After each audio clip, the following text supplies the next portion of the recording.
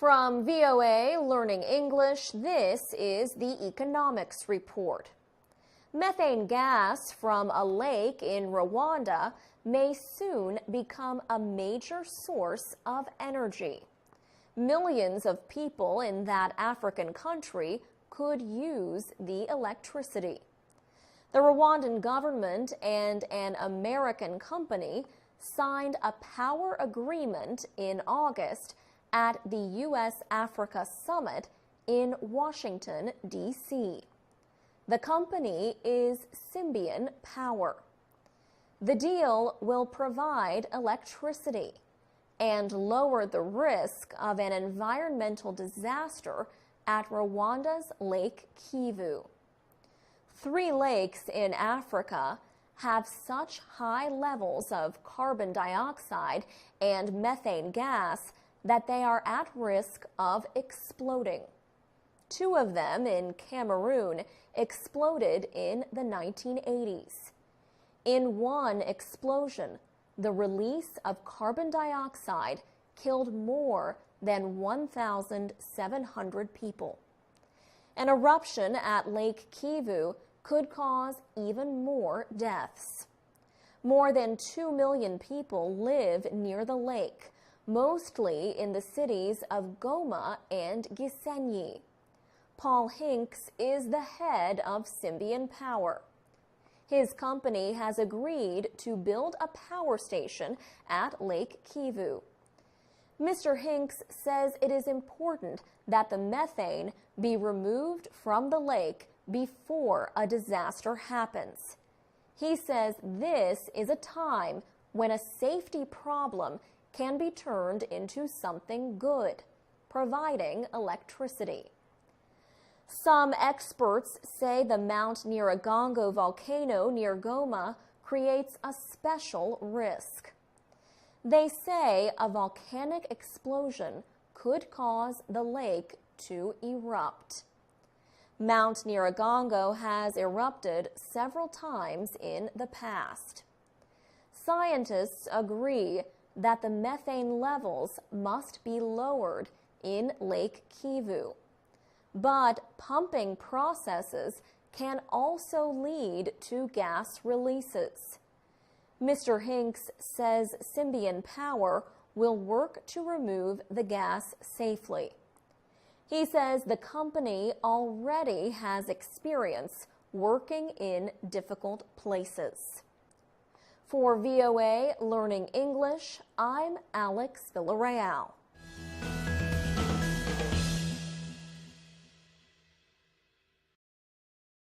I'm Alex Villarreal with the VOA Special English Economics Report. When we print something, a flat page comes to mind. For example, you might use a photocopier. Photocopiers print in 2 dimensions. Now imagine how this would work for 3 dimensions. A machine prints layers of material, usually plastic, one on top of the other. The layers are very thin, usually 1/5 or 1/10 of a millimeter. The layers then combine to form a solid object. There are many versions of this kind of technology, but the basic idea is the same for most 3D printers. The process is called additive fabrication. These 3D printers have become powerful tools for product designers. Computer-aided design programs use software to direct the printer.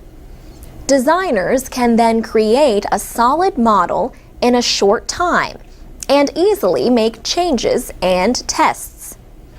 The 3D printing technology was first developed in the 1980s, but high cost put them out of the reach of many researchers and businesses. Early printers were limited. High cost and limited uses meant the 3D printer market was small. Now, lower cost printers are available to a much wider market, including small businesses, and individuals. In January, the global technology company Hewlett-Packard agreed to sell 3D printers manufactured by Stratasys.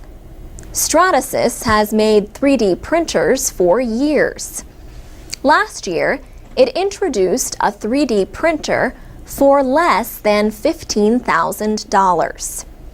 More companies are using 3D printing to directly manufacture some products. For example, Freedom of Creation, based in Amsterdam, the Netherlands, prints furniture and art. Bespoke Innovations in San Francisco, California, wants to design and print artificial limbs. Co-founder Scott Summit says these prosthetic limbs can be designed exactly for a patient's body for less money than existing products. But 3D printing still has limits.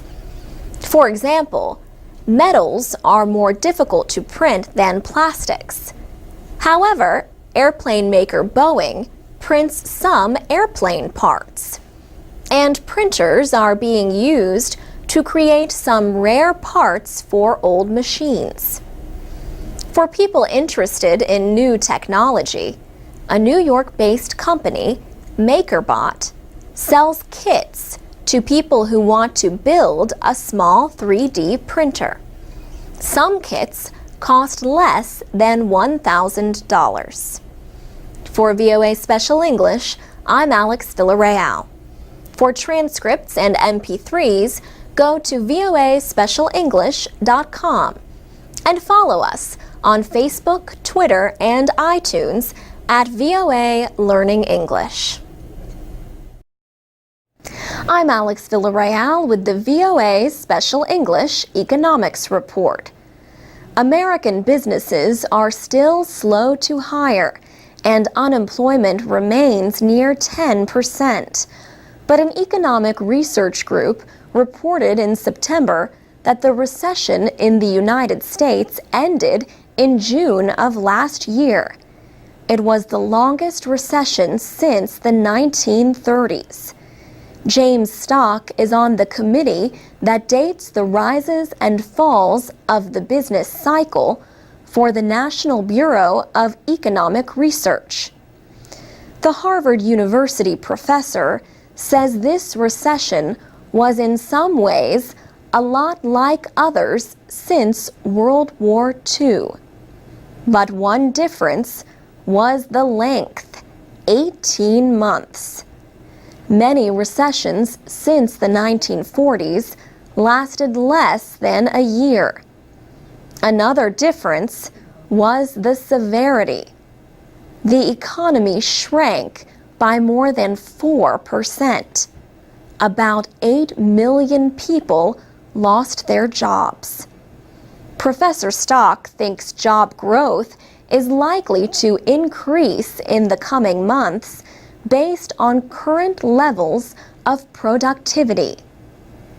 He says, "I think that we are at a point right now where productivity has increased so much that for output to continue to grow, we will be seeing increases in hiring." Some economic signs have improved.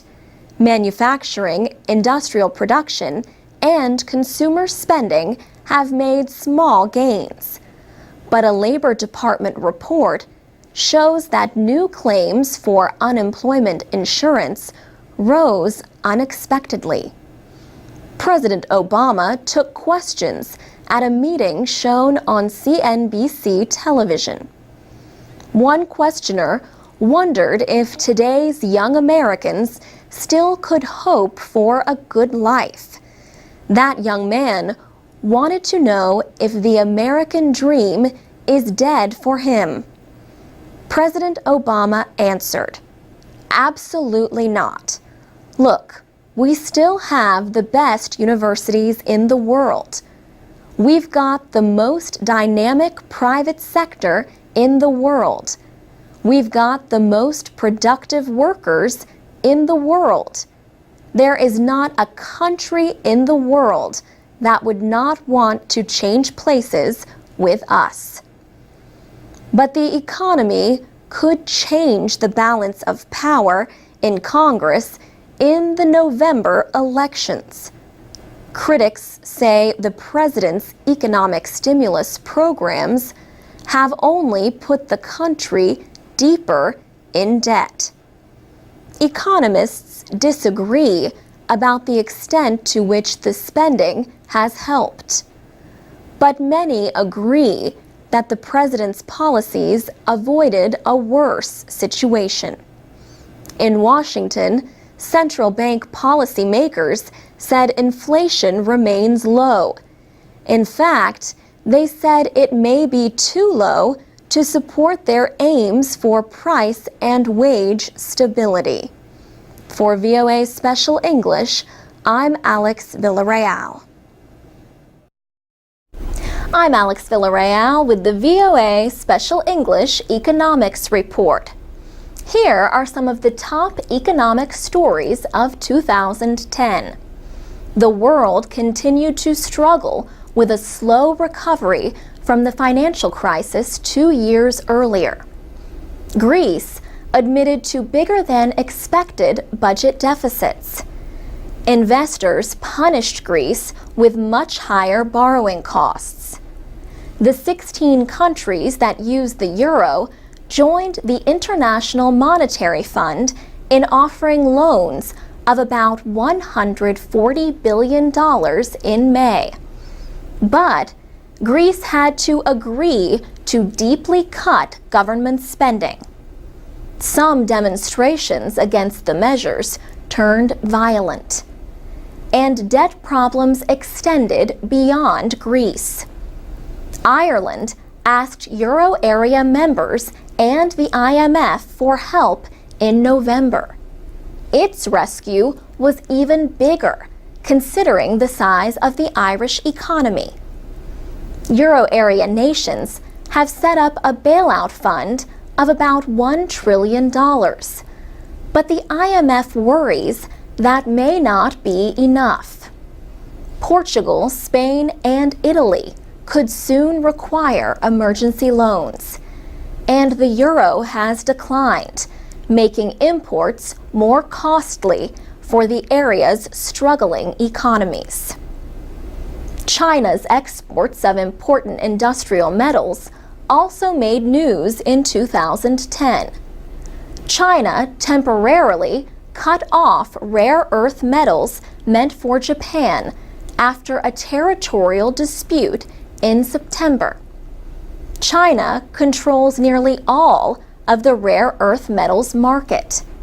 These metals are used in everything from smart bombs to batteries. China recently announced lower export limits for rare earths for 2011. In the United States, the central bank took steps to speed recovery. The Federal Reserve announced a plan to add $600 billion to the economy. The goal is to keep long-term interest rates low and make investment and hiring easier. Unemployment remained above 9% all last year. On Wall Street, a sudden drop in a big stock index shocked investors on May 6th. The Dow Jones Industrial Average dropped about 9% in less than an hour before mostly recovering. A 5-month federal investigation of the so-called flash crash suggested a single big trade may have been the cause. World Bank economist Hans Timmer says not all countries are reporting problems. He said the biggest story is the very strong performance of the emerging economies in Asia and Latin America. The so-called BRIC nations, Brazil, Russia, India, and China, were expected to report notable economic growth in 2010. For VOA Special English, I'm Alex Villarreal. This is the VOA Special English Economics Report. Once, stocks were traded through the open outcry system. Today, fast interconnected computers have mostly replaced the traders shouting prices on the floors of stock exchanges. Joe Saluzzi is a head of equity trading at Themis Trading in New Jersey. The equity market has changed. It's no longer what you see on TV. It's no longer guys with colored jackets running around the floor anymore. The equity market is a bunch of co-located computers strung together by a bunch of wires, everyone trying to race to zero. The speed of light is the goal. Computers can process stock trades in thousandths of a second. Andrew Haynes of Gain Capital is an online broker. A millisecond can mean millions of dollars to the success of your strategy. Having a 1, 2, 3 millisecond advantage over other traders may mean that you get into a trade at a preferable price. Andrew Haynes says an estimated 70% of all stock trades are high-frequency trades made with complex computer models. Stocks may be held for only seconds. But fast trades are also blamed for big moves in stock prices. On May 6, 2010, a leading measure of American stocks briefly fell about 9%. The Dow Jones Industrial Average then recovered much of those losses by the end of trading that day. The Securities and Exchange Commission ordered steps to prevent future flash crashes like that one. Joel Hasbrook of New York University says those steps are working. They're called circuit breakers, and basically what they mean is that when a stock has moved by a large amount in a short period of time, there's a trading halt. Joe Saluzzi of Themis Trading says the main problem with high-speed trading is an unbalanced market. The stock market used to be a predictor of the future economy. Now, I think the stock market is a backwards predictor. It's forecasting the next microsecond move. It's not forecasting the next 6 months because most of the volume is being dominated by guys who could care less what goes on in 6 months. So how could you think the price is being set correctly?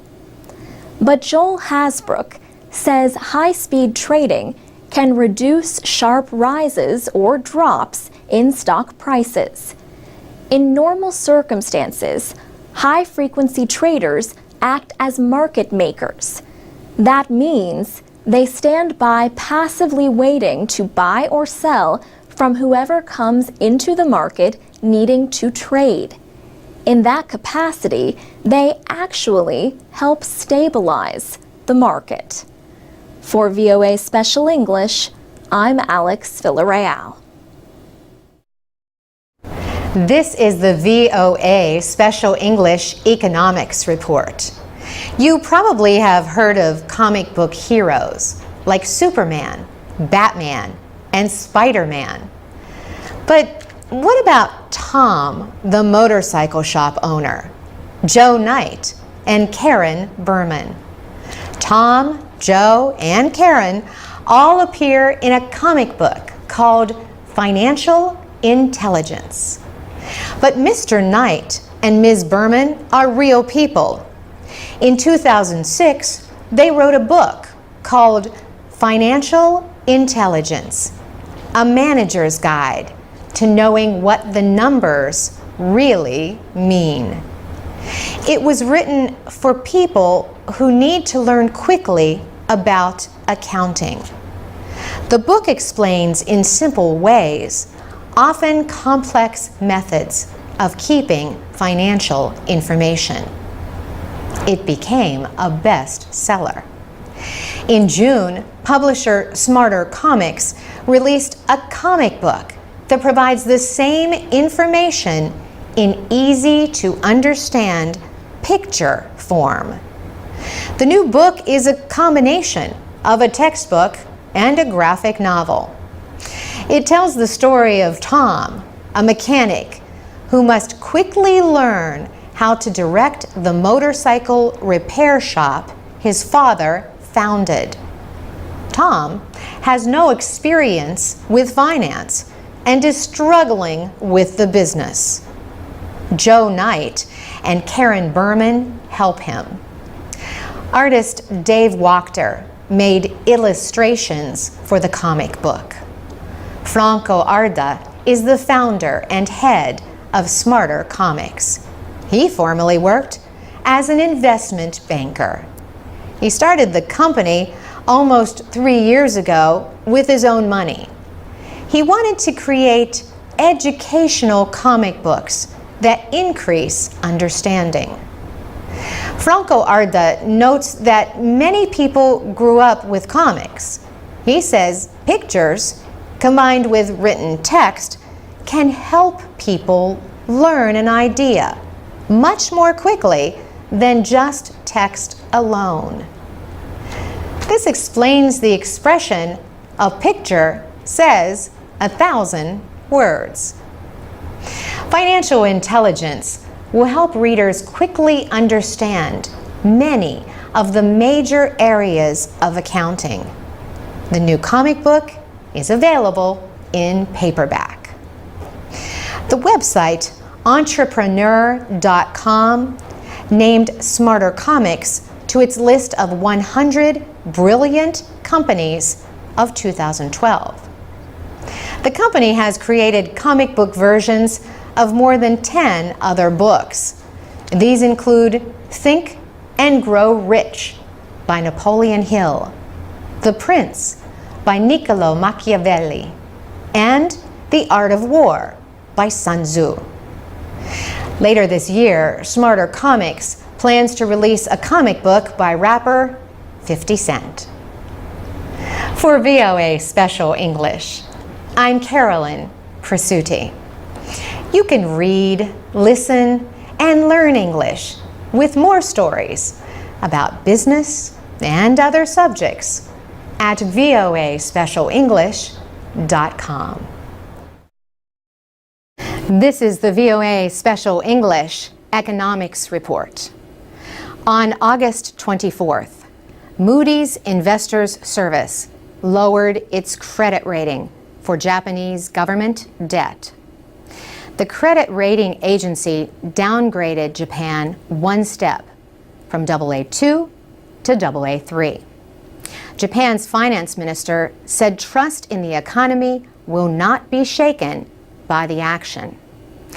Moody's says it acted because of Japan's large budget deficits and buildup in government debt since the 2009 global recession.